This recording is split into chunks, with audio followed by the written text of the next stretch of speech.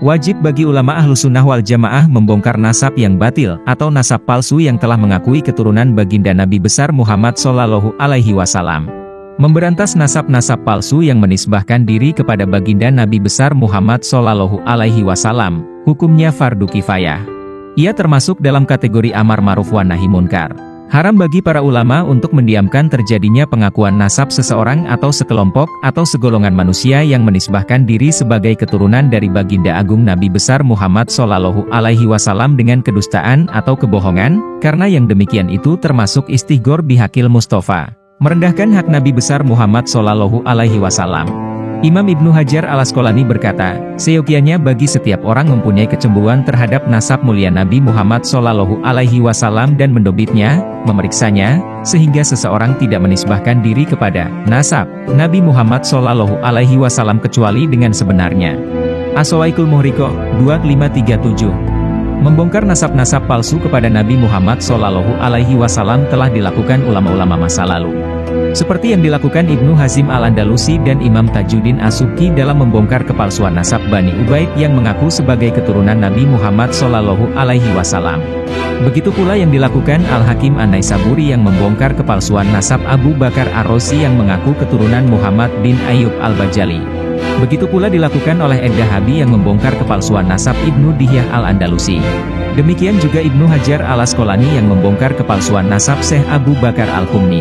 Ushul Aqwaid fi Kashfi Muddai al-Saraf 11. Wajib bagi ulama yang mengetahui batalnya nasab seseorang yang menisbahkan dirinya kepada nasab Nabi Muhammad Shallallahu Alaihi Wasallam untuk menyebarkannya kepada orang lain.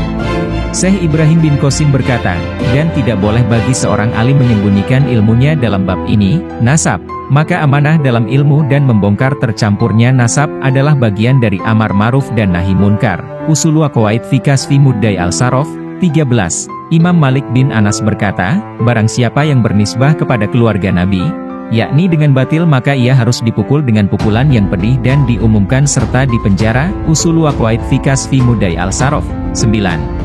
Di antara nasab yang tidak tersambung kepada Nabi Muhammad Shallallahu Alaihi Wasallam adalah nasab Ba'alawi atau yang dikenal dengan sebutan Habib di Indonesia. Nasab mereka terputus kepada Muhammad Shallallahu Alaihi Wasallam berdasarkan kesaksian kitab-kitab nasab yang semasa dengan Alawi bin Ubaidillah yang merupakan datuk para habaib di Indonesia. Alawi bin Ubaidillah tidak disebut sebagai keturunan Rasulullah.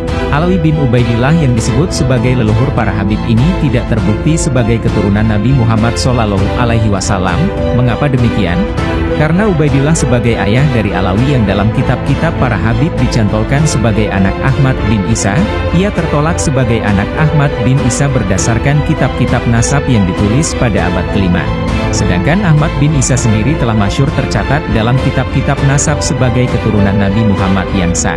Ketika Ubaidillah tertolak sebagai anak Ahmad bin Isa, maka Alawi dan keturunannya sampai sekarang dan sampai hari kiamat tertolak sebagai keturunan Nabi Muhammad Shallallahu Alaihi Wasallam.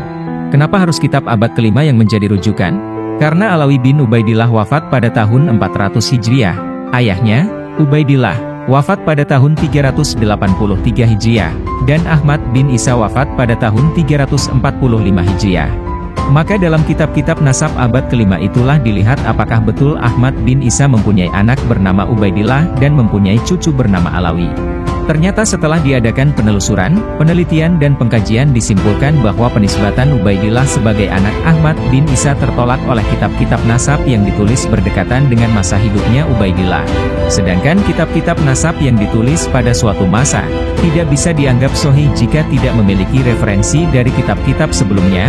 Untuk pembahasan lengkap tentang hal di atas bisa dibaca di artikel penulis yang berjudul, Bantahan terhadap Bantahan Habib Muhammad Rizik Shihab tentang terputusnya nasab Habib kepada Rasulullah Shallallahu Alaihi Wasallam.